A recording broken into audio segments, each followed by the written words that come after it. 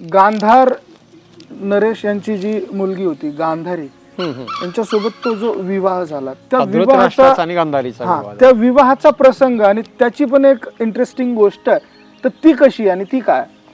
त्याचा इतिहास असा सांगितला जातो की गांधारी जी आहे पहिल्या काळामध्ये, जुन्या काळामध्ये एखाद्या राजाला जर एखादी मुलगी पसंत झाली आणि त्याच्याकडे जर पावर असेल, माणसं म्हणतात ना की सत्य पुढे शहाणपणा चालत नाही, तशी सत्ता पावर असल्यानंतर माणूस काय बी करू शकतो.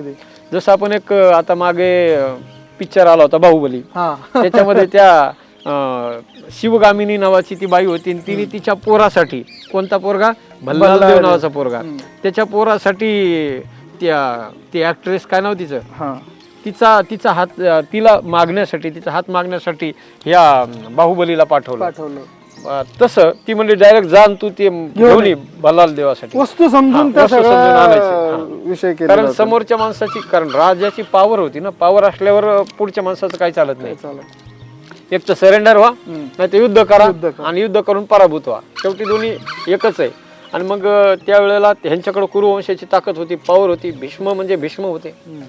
भीष्म म्हणजे असे असे असे होते ते व्यक्तिमत्व. भीष्म या शब्दाचा अर्थ भीषण.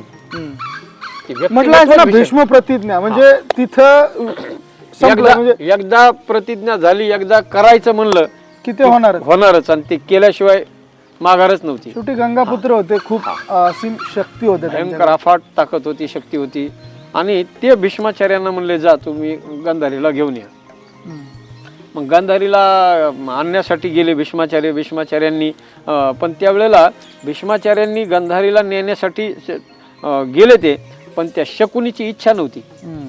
गांधारी आंधळ्या धृतराष्ट्रासोबत गांधारीचं लग्न व्हावं, विवाह व्हावा.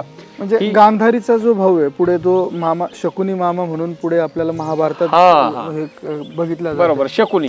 शकुनीची इच्छा नव्हती की गांधारीचा विवाह धृतराष्ट्रासोबत व्हावा. कोण साहजिक आहे ना दादा, की कोण्या माणसाला असं वाटेल की माझ्या बहिणीच्या एखाद्या आंधळ्या माणसासोबत लग्न लागावं, भले तो किती श्रीमंत असला, पैशावाला असला, कोणी जरी असला तरी बी. तशी त्याची बी इच्छा होती. पण भीष्माचार्यांनी त्या गांधारीच्या बापाला पटवलं.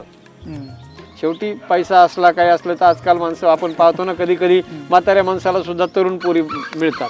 कशामुळे मिळतात, का देतात ते लोक, त्यांना माहिती असते हा माणूस लाईफ टाइम त्याच्यासोबत राहू शकत नाही, तिला तिच्या जीवनाचा आनंद देऊ शकत नाही, पण प्रॉपर्टी, पैसा, आणि त्या पैशाला लोक भाळतात.